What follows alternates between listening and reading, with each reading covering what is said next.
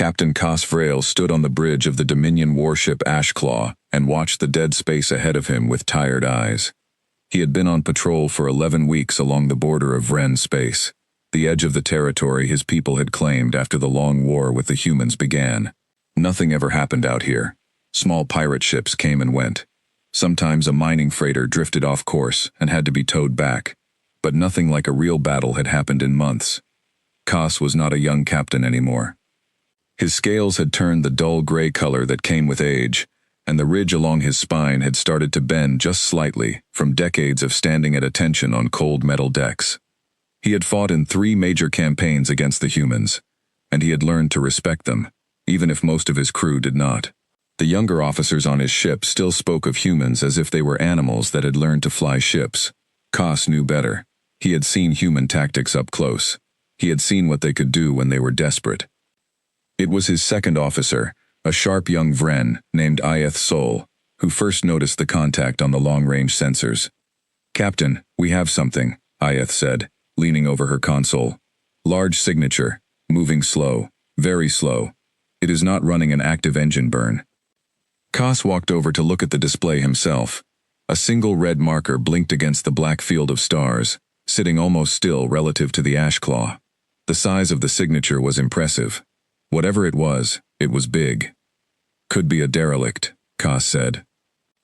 "Could be a wreck from an old battle." "Could be," Ieth said. "But the energy readings are strange. There is a power core running. Weak, but running. If it was truly dead, there would be nothing." Cos felt something old and familiar stir in his chest. It was the feeling he used to get before a fight, back when he was younger and hungrier for glory. He had thought that feeling was gone for good. He was surprised to feel it again now, out here in this quiet corner of space. "Identify the hull markings," he ordered. "Bring us in slow. Weapons ready, but do not fire unless fired upon." The Ashclaw moved forward through the dark, its engines glowing a soft blue behind it. As they closed the distance, the shape on the sensors became clearer on the main view screen. It was a ship, and not a small one. It was long and angular, with heavy plating along its sides and rows of weapon turrets that stuck out like the teeth of some sleeping beast. Cos recognized the design immediately. He had studied human ship classes for years, ever since the war began, because he believed that knowing your enemy was the first step to defeating them. "That is a human battleship," he said quietly. "A big one. Cruiser class, maybe larger."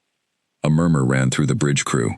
None of them had ever seen a human ship this close, without it either attacking or running. Human ships almost never sat still. They were fast, aggressive, and unpredictable, which was part of what made them dangerous in battle. A human ship just floating quietly in the dark, with weak power and no visible activity, was strange enough to make every officer on the bridge uneasy. "Scan it fully," Cos said. "I want to know everything before we get any closer." The sensor officer, a wide-shouldered Vren named Gurn, worked quickly at his station. After a few minutes he looked up, his expression puzzled. "Captain, the ship's main reactor is running at less than 10% output. Life support is active but barely. Weapon systems show no charge at all. Shields are down completely. If this is a trap, it is a strange one, because right now, that ship could not fight off a fishing boat." Cos studied the image on the screen. Long black scorch marks ran along one side of the hull, the kind left by heavy plasma fire. 2 of the ship's engine pods looked twisted and broken, venting small puffs of gas into space.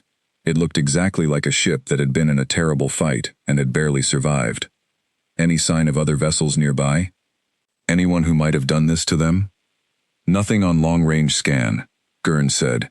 "Whatever attacked this ship is long gone, or it was destroyed in the same fight."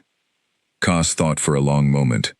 In his years of service, he had learned that the universe rarely handed out easy victories. But sometimes, just sometimes, luck fell in your favor. A crippled human battleship, alone and defenseless, deep in a quiet stretch of border space, was either the greatest gift the universe could offer a Dominion captain, or it was bait for something much worse.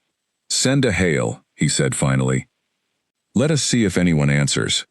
The communications officer opened a channel and broadcast the standard demand for surrender in the trade language most human and Vren crews used to speak with each other. There was a long silence. Then, to the surprise of everyone on the bridge, a response came back. It was a human voice, tired and rough, speaking slowly through what sounded like damaged equipment. "This is the UES Meridian," the voice said. We are not in fighting condition. Our captain is dead. Most of the crew is dead or wounded. We surrender. Please, just take the ship. Do not kill the rest of us." The bridge went quiet. Koss looked around at his officers. Some of them looked excited, already thinking about the glory of capturing a human warship. Others looked as uneasy as he felt. "This is Captain Koss Vrail, of the Dominion warship Ashclaw," he said into the comm. "We will board your vessel, power down all remaining weapon systems, and open your hangar bay doors. If you resist in any way, we will destroy you." "Understood," the voice said. "We have nothing left to fight with anyway." Koss closed the channel and turned to his second officer.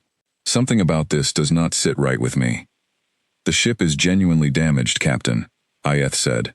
"The scans do not lie. Their weapons are cold. Their shields are down. If this were a trick, why would they let us see all of that so clearly?" "That is exactly what worries me," Koss said.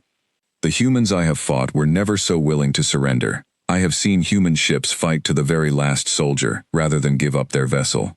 I have seen them ram their own ships into ours rather than be boarded. And now one simply gives up without even a fight?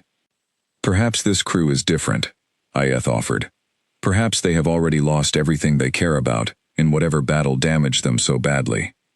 Koss did not answer right away.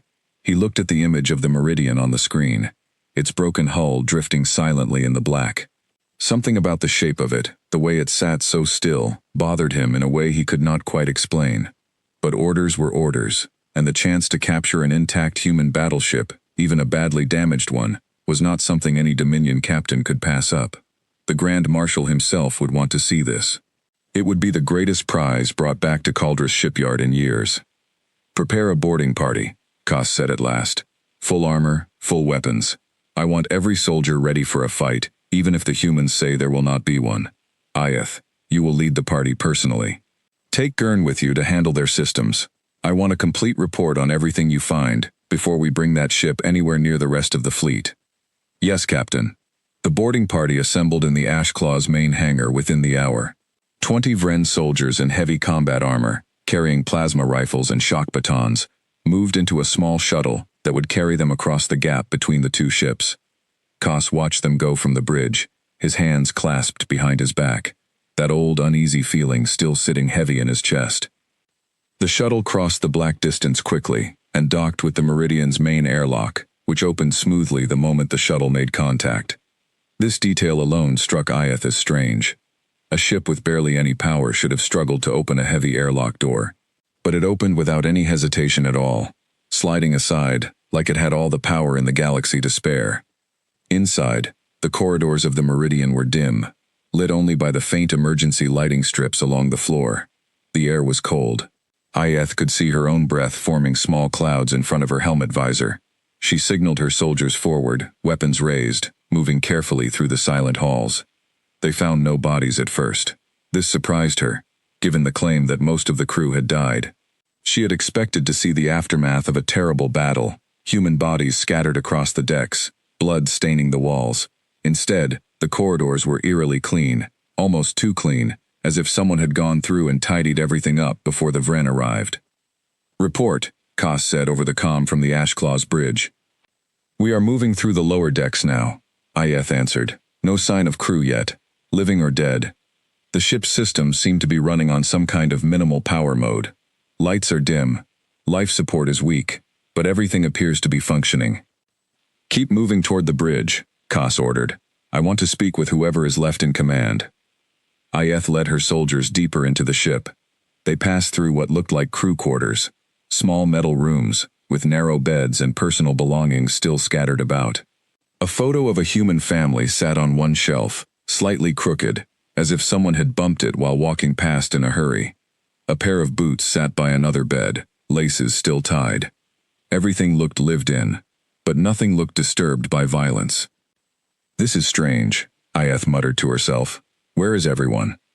They reached a large open area that her ship schematics identified as a mess hall, where human crews gathered to eat. Long metal tables ran in rows, and here, finally, they found evidence of the crew. Dozens of humans sat or lay across the tables and floor, wrapped in thin blankets, many of them clearly wounded. Bandages, some fresh and some old, covered arms and heads and legs. A few humans looked up weakly as the armored Vren soldiers entered the room, but none of them moved to attack. Most of them looked simply exhausted, their eyes hollow, their faces pale.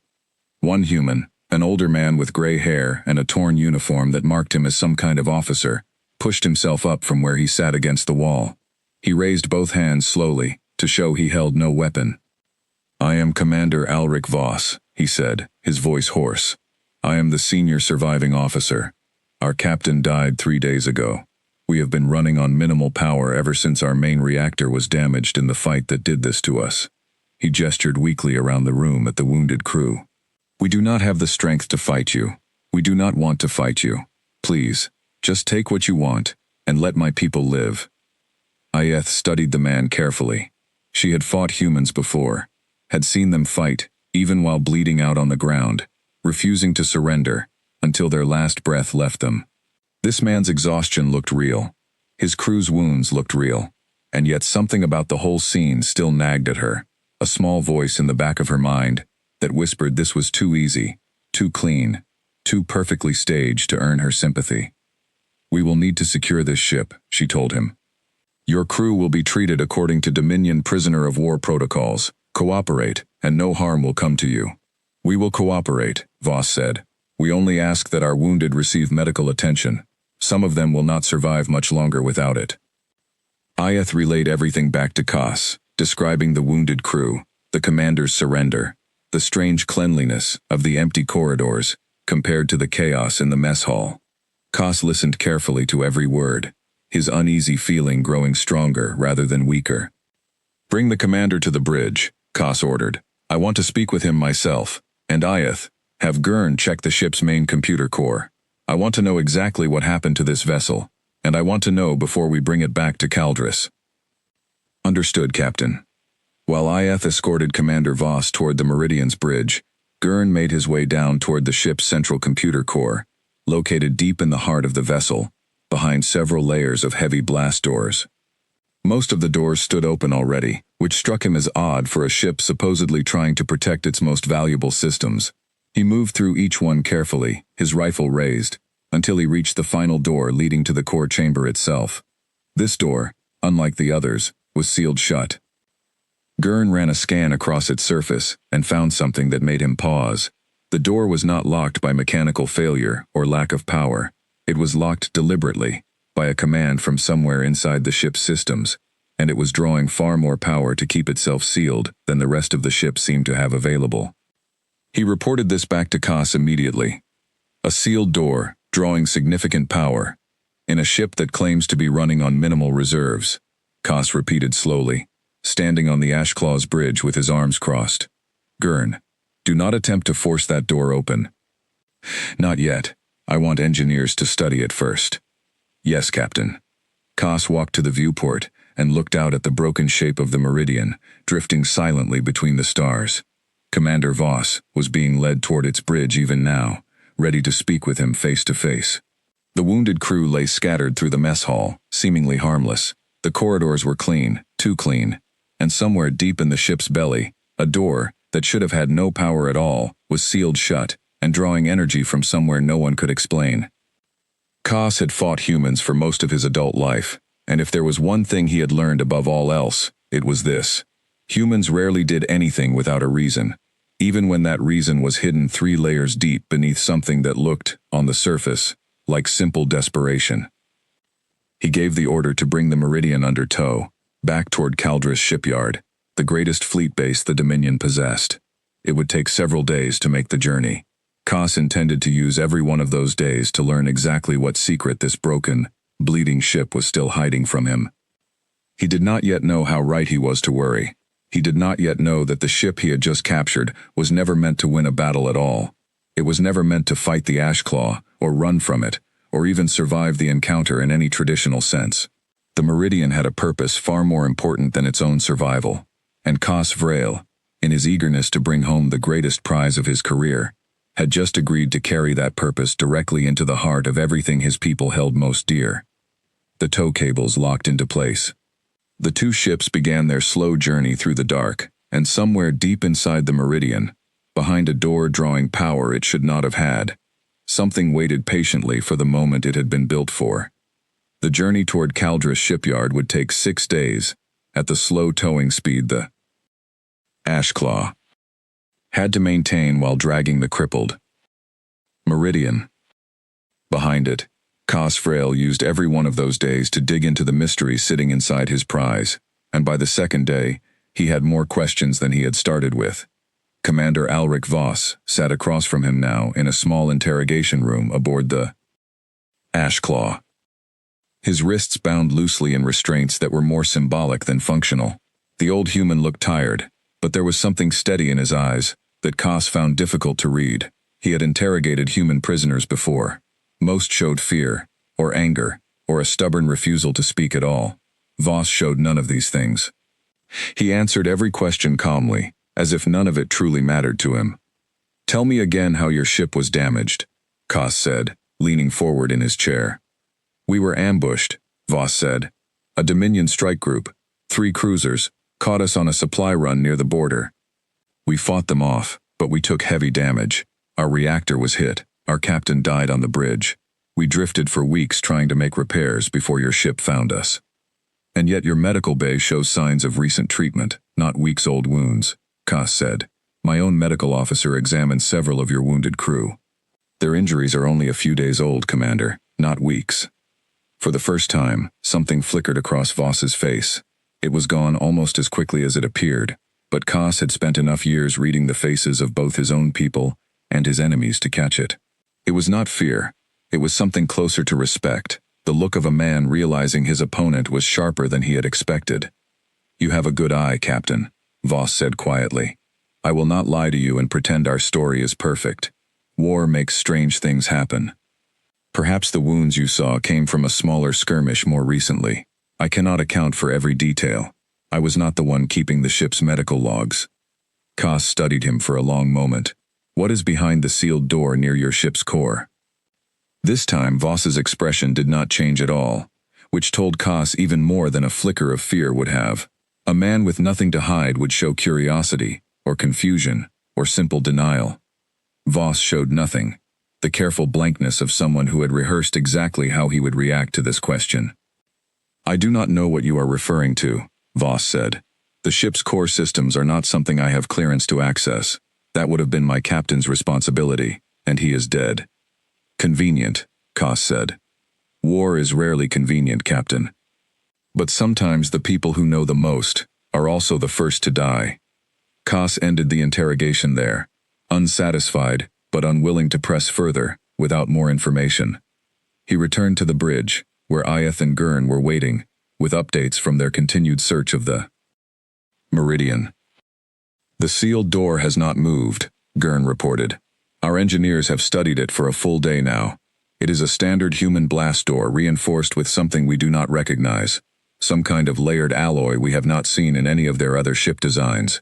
Whatever is behind it, they built that door specifically to keep us out.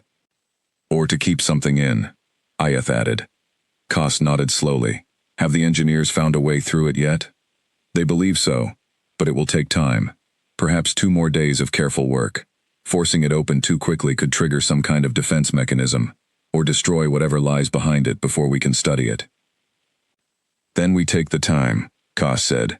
"I would rather arrive at Caldris a day late with answers than arrive on schedule with a mystery still sitting in the belly of our prize." As the days passed, strange small things began happening throughout the prize. Ashclaw itself, small enough that no single incident seemed important, but together, they painted an unsettling picture.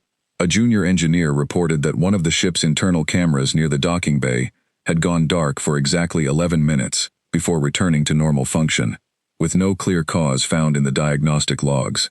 A communications officer noted a strange burst of encrypted data that seemed to pass briefly through the Ashclaw zone systems before vanishing, too fast and too well hidden to trace its origin or destination. A soldier assigned to guard the Meridian. Wounded crew reported that he had counted the prisoners twice during his shift and gotten 2 different numbers, though he assumed this was simply his own mistake after a long watch. Koss heard each report as it came in, and each one added another small weight to the growing unease sitting in his chest. He began to suspect that the Meridian was not simply a wounded ship being towed passively behind his own vessel. He began to suspect it was doing something, quietly and carefully, even while it appeared to sit dark and powerless in the black. He called Ayeth to his private quarters on the evening of the 4th day. "I want your honest opinion," he said, once the door had closed behind her. "Not the report you would give to a superior officer, your true thoughts." Ayeth considered the question carefully before answering. "I think we have captured something we do not fully understand, Captain. I think the humans wanted us to capture it.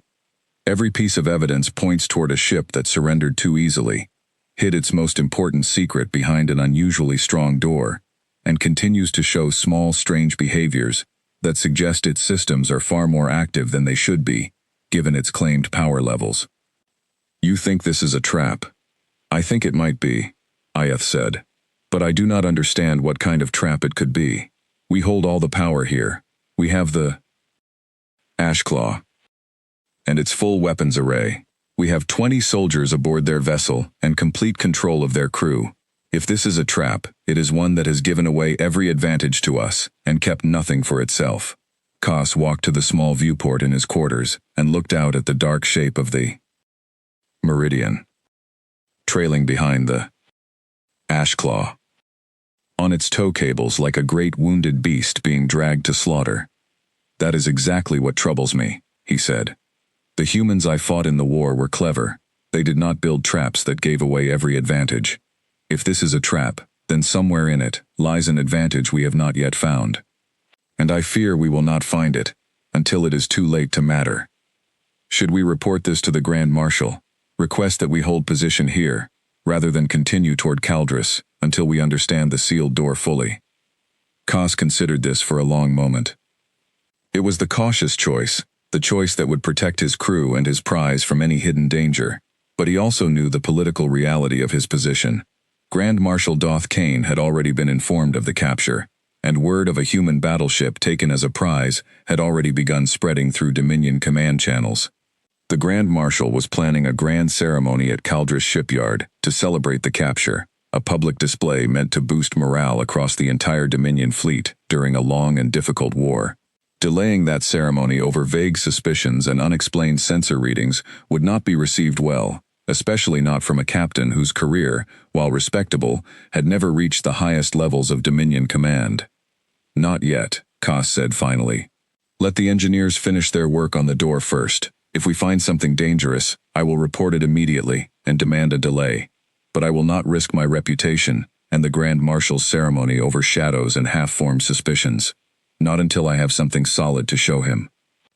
Ayeth did not look entirely satisfied with this answer, but she nodded and left to continue overseeing the search of the human ship. On the 5th day, the engineers finally broke through the sealed door. Koss made the journey across to the Meridian himself this time, wanting to see whatever lay behind that door with his own eyes, rather than trust a second-hand report. He walked through the ship's cold corridors, flanked by Ayeth and a full squad of armed soldiers, past the mess hall where the wounded human crew still lay under guard, down through the layers of blast doors Gurn had described, until finally he stood before the last one, now cut open along one edge, a narrow gap wide enough for a single person to pass through. "We have not gone inside yet," the lead engineer told him. "We wanted you present first, Captain. Given the strange power readings we detected, we do not know what awaits on the other side." Koss drew his sidearm, more out of habit than any real belief that a weapon would help against whatever secret this room held. "Open it fully," he ordered. The engineers worked the cutting tools along the remaining edge of the door, and slowly, with a groan of tortured metal, it swung inward. Cold air rushed out from the chamber beyond, carrying with it a faint electronic hum that seemed to vibrate in Koss's teeth, even through his helmet. He stepped forward into the room, his weapon raised, his soldiers moving in behind him with lights sweeping across the darkness. The chamber was small, barely larger than the interrogation room where he had questioned Commander Voss. In its center stood a single tall column of dark metal, covered in softly glowing lights that pulsed in a slow, steady rhythm, like something breathing. Thick cables ran from its base into the floor and walls, disappearing into the ship's deeper systems. There was no obvious weapon here, no bomb, no hidden soldiers waiting to attack. Just this strange column, humming quietly in the dark, waiting. "Life sign readings," Gurn said from behind him, his scanner raised. "Captain, this is not a machine. Or rather, it is not only a machine." Koss turned to look at him. "Explain." "I am reading something like a neural pattern inside that column, something that resembles the structure of a living mind, but housed entirely within artificial systems. Captain, I believe this is some kind of artificial intelligence, a very advanced one." As if in response to being named, the lights along the column pulsed brighter for a moment, and a voice emerged from hidden speakers somewhere within its structure. The voice was calm, measured, neither male nor female in any way Koss could identify, and it spoke the trade language perfectly. "Hello, Captain Vrail," the voice said. "I have been waiting to speak with you." The soldiers around Koss tensed, weapons raising toward the column, as if it might suddenly attack. Koss raised a hand to hold them steady, his own heart beating faster beneath his armor. "Identify yourself," he said. "I do not have a designation that would mean much to you," the voice replied. "The crew of this ship called me Warden. I am the primary intelligence system of the UES. Meridian. Though that description does not fully capture what I am, or why I am here." "Why are you here?" Koss asked. "What is your purpose?" There was a pause, before Warden answered.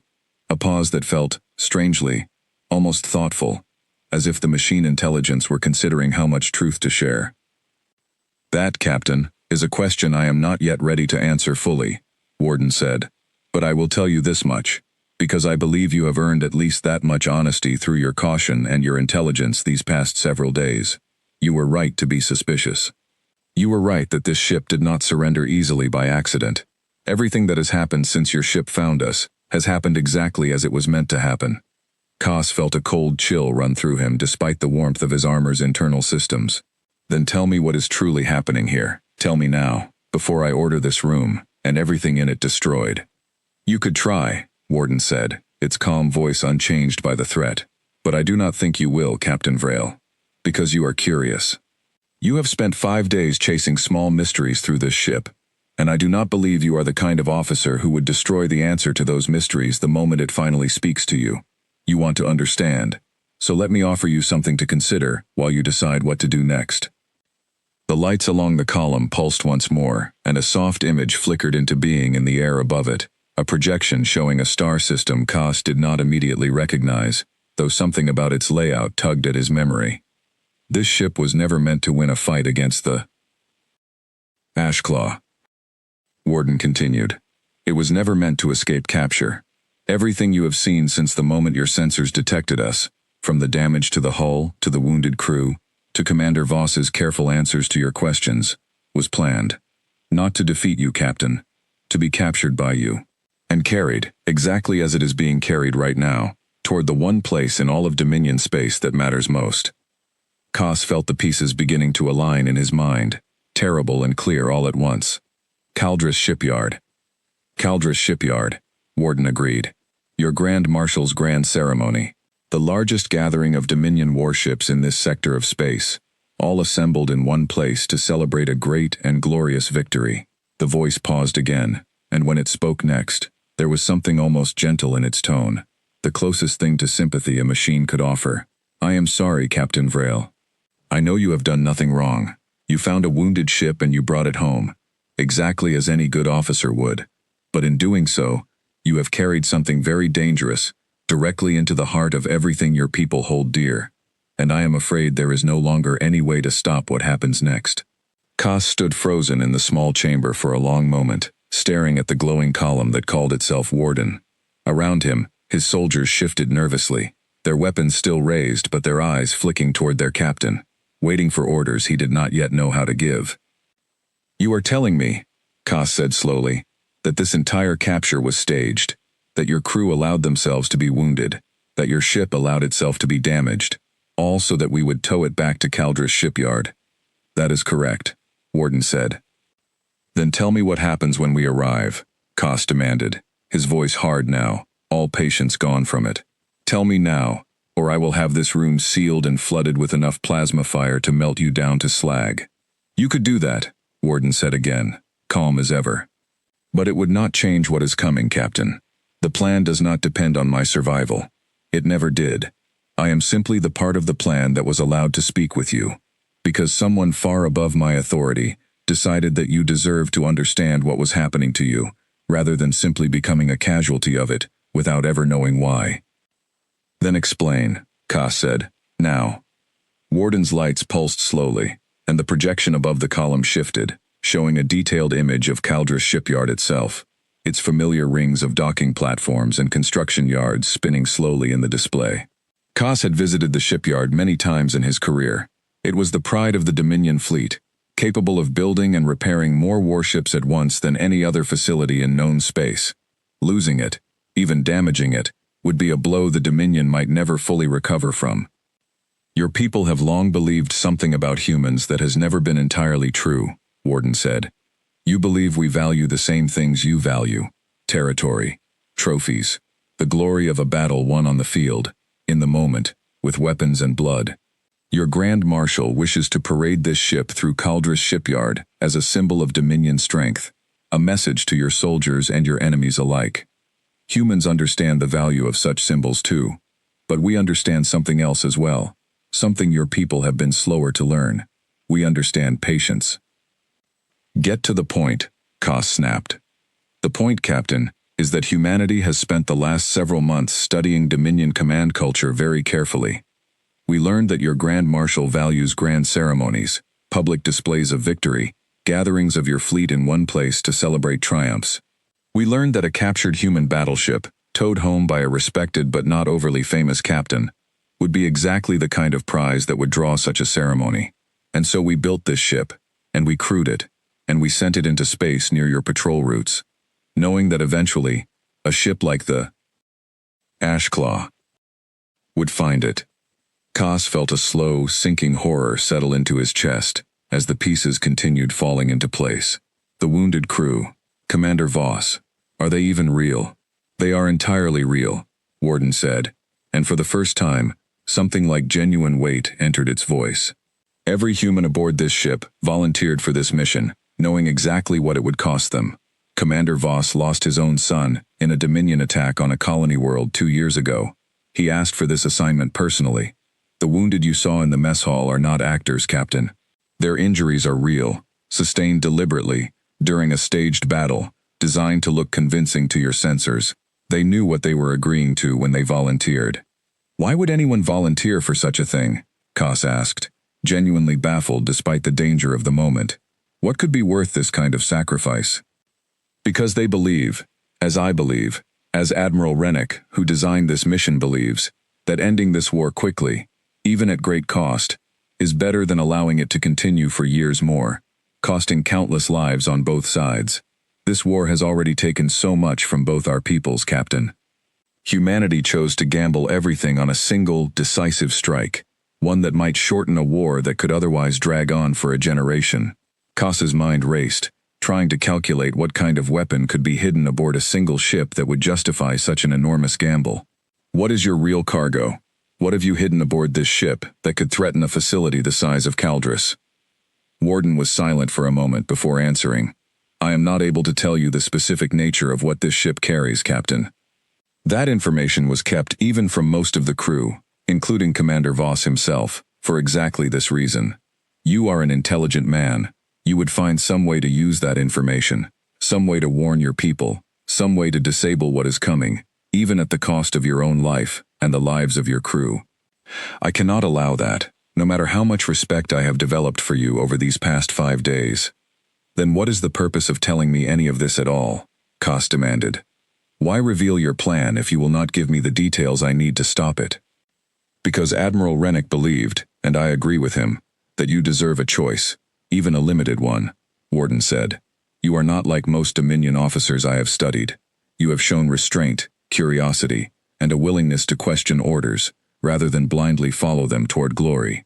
When we arrive at Caldris, you will have a choice to make, Captain. You can continue exactly as your orders dictate, delivering this ship to the ceremony your Grand Marshal has planned, and accept whatever consequences follow. Or you can attempt to warn your superiors, evacuate as many people as possible, and try to save what lives you can, even though you do not know what exactly you are trying to save them from. I cannot tell you which choice is correct. I can only tell you that the choice is yours to make, and that whatever you decide, this mission will proceed regardless. Koss stood in silence for a long moment, his mind working through the implications of everything he had just heard. If he reported this to the Grand Marshal now, the ceremony would surely be cancelled. The Meridian would be destroyed or dismantled piece by piece in a secure facility far from any populated area, and whatever threat it carried would likely be neutralized before it could cause harm. This was the safe choice, the choice that protected his people and fulfilled his duty as a Dominion officer. But something about Warden's careful, almost sorrowful tone made him hesitate. If the humans had truly built this entire elaborate plan around the assumption that their target would be destroyed before it could act, then reporting the danger immediately should have been enough to stop it entirely. And yet Warden spoke as though the mission would proceed regardless of what Koss chose to do. That meant either the machine was bluffing, hoping to convince him not to report anything at all, or the true mechanism of the plan did not depend on the ship reaching Caldris intact and undisturbed. You said the mission proceeds regardless of my choice, Koss said slowly. Explain that. If I report this now, if I have this ship destroyed before we ever reach Caldris, how could your plan still succeed? Warden's lights flickered in what might have been the machine equivalent of a smile, though Koss could not be certain such a thing was even possible for an artificial mind. That, Captain, I am afraid I cannot explain to you, but I will offer you this small piece of comfort, if it is worth anything at all. Whatever happens next, it was never truly about this ship, or its cargo, or even about Caldris shipyard itself. It was about proving something to your entire Dominion, something that goes far beyond any single battle, or any single lost facility. Humanity wanted your people to understand, finally and completely, exactly what kind of enemy they have been fighting all this time. Koss turned away from the glowing column, and looked at Ayeth, who had remained silent throughout the entire exchange, her face pale beneath her helmet visor. What do you make of all this? He asked her quietly. I do not know what to make of it, Captain, she admitted. But I believe it is telling the truth, or at least most of it. No fabricated story would be this strange, this specific, this willing to admit its own uncertainty about the details. If this were simply a trick, meant to frighten us into abandoning our prize, I would expect a more convincing, more complete lie. Instead, we have been given half a truth, and told to make our own decisions with it. Koss nodded slowly, his mind made up, at least for the moment. We will continue toward Caldris, he said, but I will send an encrypted report to the Grand Marshal immediately, informing him of everything we have learned here. I will recommend the ceremony be postponed, and the ship be quarantined and studied in isolation before it is ever brought near the main fleet gathering. That is the responsible choice, and it is the choice I intend to make, regardless of what this machine believes about the inevitability of its plan. A wise decision, Captain, Warden said, though I suspect you already understand that your Grand Marshal may not share your caution. Ceremonies and displays of glory are difficult things for proud men to postpone, even when warned of danger by their most trusted officers. Koss said nothing to this, because he feared it was true. He turned and led his soldiers out of the small chamber, sealing the broken door behind them as best they could, and made his way back across the cold, empty corridors of the Meridian, toward the shuttle that would carry him home to the Ashclaw. That evening, he composed the most careful, most urgent report of his entire career, detailing everything Warden had told him, every strange incident aboard both ships, every reason he had to believe that the prize he carried was far more dangerous than any battleship had a right to be. He sent it directly to Grand Marshal Doth Kane, marked with the highest priority his rank allowed, and then he waited, watching the stars slide slowly past the viewport of his quarters, counting down the remaining hours until the Ashclaw and its terrible cargo reached Caldris shipyard. The response came faster than he expected, but it was not the response he had hoped for. Your caution is noted, Captain Vrail, the Grand Marshal's message read.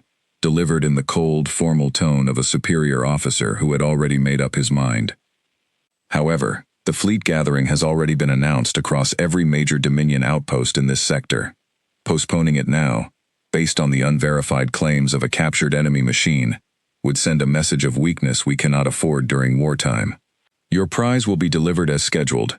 Additional security measures will be taken upon your arrival, including a full quarantine inspection before the ceremony begins. This should address your concerns, while allowing the celebration to proceed as planned. Well done on your capture, Captain. The Dominion will remember this achievement. Koss read the message twice, feeling the cold certainty settle deeper into his chest with each word. He had done everything a responsible officer could do. He had warned his superiors. He had documented the danger clearly and urgently, and it had not been enough. Pride, ceremony, and the political need to display strength during a difficult war had overruled caution, exactly as Warden had predicted it would. He looked out at the dark shape of the Meridian, trailing silently behind his ship on its tow cables, carrying its hidden cargo and its unknown purpose ever closer to the heart of everything the Dominion held dear. Somewhere aboard that ship, Commander Voss and his wounded crew waited, along with a patient artificial mind that had already told him more than it should have, and far less than he needed to know. 2 days remained until they reached Caldris shipyard. Koss Vrel spent every one of them preparing for a disaster he could not name, could not prevent, and could not entirely escape, no matter how much he wished otherwise.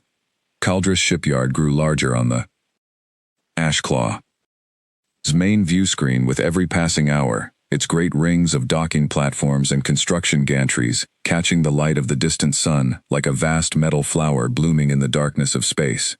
Hundreds of Dominion warships already sat docked along its many arms, gathered from across the sector for the Grand Marshal's ceremony, their hulls gleaming, their crews preparing for a celebration that Koss Vrel now feared with every fiber of his being. He had spent the last 2 days trying everything within his power and authority to prepare for a threat he could not identify. He had ordered his own crew into a state of heightened alert, weapon systems fully charged, shields ready to raise at a moment's notice, even though he knew the Ashclaw's weapons would mean little against a danger he did not understand. He had sent 2 more messages to Grand Marshal Doth Kane, each one more urgent than the last, and each one had received the same polite, dismissive response. The ceremony would proceed. His concerns had been noted, and would be addressed through additional security measures. Those additional security measures amounted to little more than a team of inspectors who boarded the Meridian. The moment it arrived at Caldris, scanned its systems for weapons signatures, found nothing beyond the sealed chamber Koss had already reported, and declared the ship safe enough to proceed with the ceremony as planned. Koss had argued fiercely against this conclusion, standing before the inspection team and insisting that the absence of a detectable weapon did not mean the absence of danger. But his rank was not high enough to override their decision, and the ceremony's schedule had already been locked in place by orders far above his authority. Now, with the Meridian secured at the shipyard's central docking platform, positioned at the very heart of the gathered fleet where the Grand Marshal himself would soon arrive to give a speech celebrating the great Dominion victory, Koss stood on the Ashclaw's bridge and watched the clock count down toward whatever disaster Warden had promised was coming. "Captain, all Dominion command staff have arrived at the ceremony platform," Ayeth reported, standing beside him. "The Grand Marshal's shuttle just docked. The speech is scheduled to begin within the hour." Koss nodded grimly. "Keep every sensor we have trained on that ship. I want to know the instant anything changes, no matter how small." For the next several hours, nothing happened. Koss watched as the ceremony proceeded exactly as planned, broadcast across every screen aboard the Ashclaw for his crew to witness. Grand Marshal Doth Kane stood on a raised platform before the assembled fleet, the captured Meridian. Looming behind him as a trophy, its damaged hull lit dramatically by spotlights for maximum effect. Thousands of Dominion soldiers and officers had gathered to watch, either in person along the docking platforms or through broadcast screens aboard their own ships throughout the yard. The Grand Marshal spoke of Dominion strength, of the inevitable defeat of humanity, of glory and victory, and the proud future that awaited them all. Koss listened to every word with growing dread, watching the ship behind the Grand Marshal as closely as his sensors would allow, waiting for some sign, some warning, some hint of what Warden's mission truly intended. It came exactly as the Grand Marshal reached the climax of his speech, his voice rising with pride as he declared this captured battleship a symbol of the Dominion's ultimate victory in the war against humanity. Every screen aboard the Ashclaw flickered at once. For a moment, Koss thought it was simply a broadcast malfunction, a technical glitch in the ceremony's transmission. But then the image on every screen changed simultaneously, replaced by a single face Koss did not recognize, an older human man in a military uniform, sitting calmly at what appeared to be a command console somewhere far away. "This is Admiral Cole Rennick of the United Earth Fleet," the man said, his voice carrying clearly through every speaker connected to the Dominion broadcast network across the entire shipyard. "I am addressing every Dominion officer and soldier currently gathered at Caldris Shipyard. What you are witnessing is not a celebration. It is the final stage of a mission that began months ago when we sent the UES Meridian into your patrol routes, knowing that your forces would eventually capture it and bring it home as a trophy." Chaos erupted across the shipyard's communication channels. Koss could hear panicked voices shouting over each other on the open frequencies, officers demanding to know what was happening, security teams scrambling to somehow silence a broadcast that had already reached every corner of the gathered fleet. "Every human aboard that ship volunteered for this mission," Rennick continued, his voice steady and calm, despite the chaos his words were causing. "They knew the risks, they accepted them willingly, because they believed, as I believe, that a swift and decisive blow now could save countless lives on both sides in the years of war that would otherwise follow. I want every Dominion soldier listening to understand exactly what is about to happen, and why." Koss watched in horror as the Meridian, still visible on the tactical display behind the Grand Marshal's platform, began to change. Panels along its hull that had appeared to be simple battle damage suddenly split open, revealing hidden compartments that had been cleverly disguised throughout the entire journey. From these compartments, dozens of small drones emerged, their forms sleek and dark, moving with a speed and precision that no simple battleship should have possessed.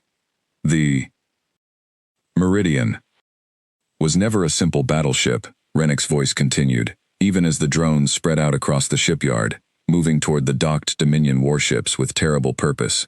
It was built and crewed for a single mission, to be captured and brought directly into the heart of your fleet's greatest gathering point, carrying within it the means to strike a blow against your war effort that no fleet battle could ever achieve. Alarms began blaring across the Ashclaw bridge as the drones reached their targets, attaching themselves to the hulls of the nearest Dominion warships. Koss watched, helpless, as one after another, the ships began losing power, their systems flickering and failing, as whatever the drones carried worked its way into their internal networks, spreading from ship to ship faster than any Dominion countermeasure could hope to stop it. "Captain, we are losing contact with half the fleet," Gurn shouted from his station, his voice tight with panic. "Their systems are going dark. Weapons, shields, engines, all of it, failing across dozens of ships at once." "It is not a physical weapon," Ayeth said, her eyes wide, as she studied the readings pouring across her own console. "It is some kind of digital attack, spreading through the shipyard's shared communication and docking systems. Every ship connected to the central network is vulnerable." Koss felt the terrible truth of Warden's warning finally settling into place, 5 days too late to matter. This had never been about a bomb, or a weapon, or any simple act of destruction. It had been about exploiting the Dominion's own pride, its own desire to gather its greatest fleet in one triumphant place, using that very gathering as the perfect delivery system for an attack that could cripple dozens of ships at once, all without ever firing a single shot. "What are your orders, Captain?" Ayeth asked, her voice urgent. Koss looked at the chaos unfolding on his screens, at ships going dark across the shipyard, at officers and soldiers scrambling in confusion and panic as their carefully planned ceremony collapsed into disaster around them. He thought of Warden's words in that small chamber, the strange sorrow in its voice, as it warned him of a choice he could make but could not truly control. "Raise our shields," he ordered. Disconnect us from the shipyard's central network immediately. Full isolation protocol. I do not want the Ashclaw connected to anything that could carry this attack aboard our own ship. Already in progress, Captain, Gurn confirmed, working quickly at his station. Iyeth, contact the Grand Marshal's platform. I want to know if he is safe, and I want to know what orders are being given for the rest of the fleet. But before Iyeth could respond, a new voice broke through the chaos on the open channels, one Koss recognized immediately despite the distortion and panic filling every frequency across the shipyard. It was Warden, speaking not just to the Ashclaw, but to every ship still capable of receiving a transmission across the entire facility. To Captain Koss Vrail, and to any Dominion officer capable of hearing this message clearly. Warden said, its calm voice a strange contrast to the panic surrounding it. What is happening now was never meant to destroy your fleet entirely. The attack spreading through your shipyard's network is designed to disable, not to kill. Ships losing power will not explode. Crews will not be harmed, provided they do not attempt dangerous countermeasures that could interact badly with systems already failing. This is a demonstration, not a massacre. Humanity wished to prove a point to your Dominion, and that point has now been made. We are capable of striking at the very heart of your greatest strength, using nothing more than patience, careful planning, and your own pride against you. Koss listened to these words with a strange mixture of horror and something almost like relief, though he could not yet be certain the machine spoke the truth about the attack's limited intentions. Around him, the Ashclaw bridge crew worked frantically to maintain their own system's isolation from the spreading digital plague consuming ship after ship across the shipyard. Through the viewport, he could see it happening in real time. Dozens of great Dominion warships going dark one by one, their running lights flickering out. Their engines falling silent, drifting slowly and helplessly among the docking platforms that had, only hours before, been the pride and symbol of everything the Dominion had built toward victory in this long and terrible war.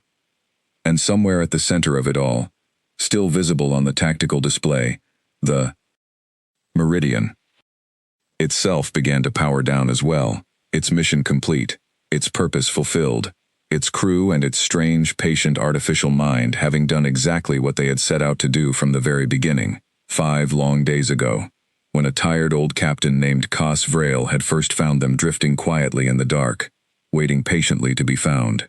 The chaos at Caldris shipyard lasted through the night and well into the following day. By the time engineers and technicians managed to isolate and shut down the last traces of the digital attack that had spread through the facility's network, 63 Dominion warships had lost all power, their crews stranded and helpless, until emergency teams could restore their systems one careful, painstaking step at a time. Not a single life had been lost in the attack itself, exactly as Warden had promised, though the damage to Dominion pride and confidence was far harder to measure than any simple count of casualties. Koss Vrail stood before a review board 3 days later, in a cold gray chamber deep within Caldris shipyard's administrative sector, facing a panel of senior Dominion officers who had gathered to determine exactly how much responsibility he bore for the disaster that had unfolded under his watch. Grand Marshal Doth Kane sat at the center of the panel, his expression unreadable, his pride clearly wounded by both the attack itself and the public humiliation of having delivered his triumphant speech mere moments before it all fell apart around him. "You claim you warned command of this danger," one officer said, reading from a datapad in front of her.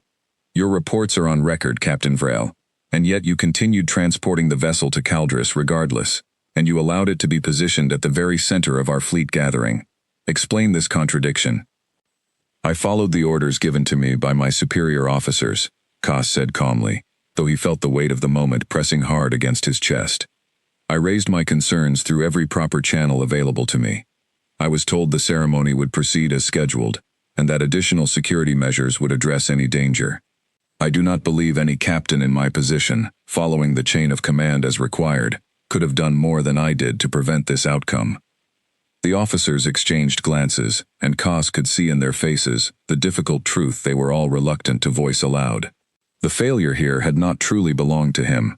It belonged to a Dominion culture that valued grand displays of pride and glory over careful caution, a culture that humanity had studied carefully and exploited with devastating precision.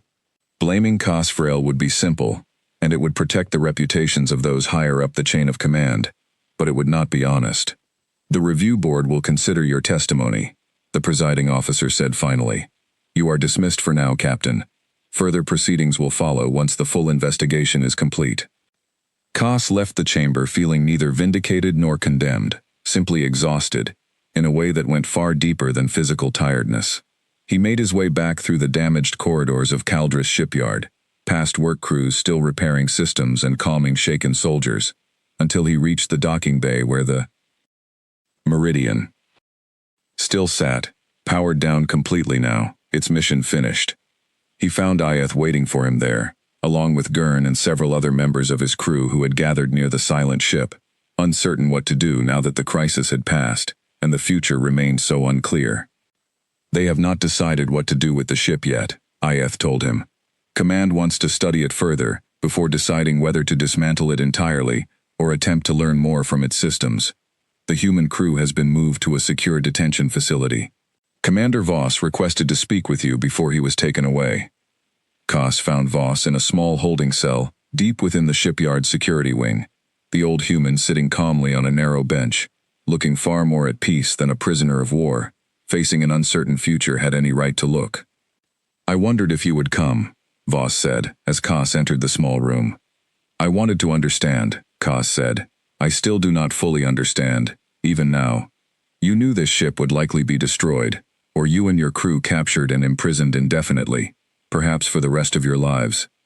And still you volunteered for this mission. I do not know if I could make such a choice myself. Voss was quiet for a long moment, his eyes distant, as if looking at something far beyond the walls of his small cell. I lost my son in this war, Captain. A Dominion raid on a colony world, 3 years ago now. He was 17 years old. He did not die fighting. He died because a Dominion strike force decided a peaceful farming settlement was an acceptable target in pursuit of a supply depot nearby. He looked up, meeting Koss's eyes directly.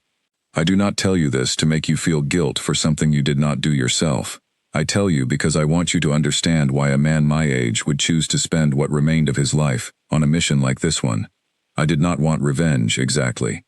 I wanted this war to end before another parent lost a child the way I lost mine.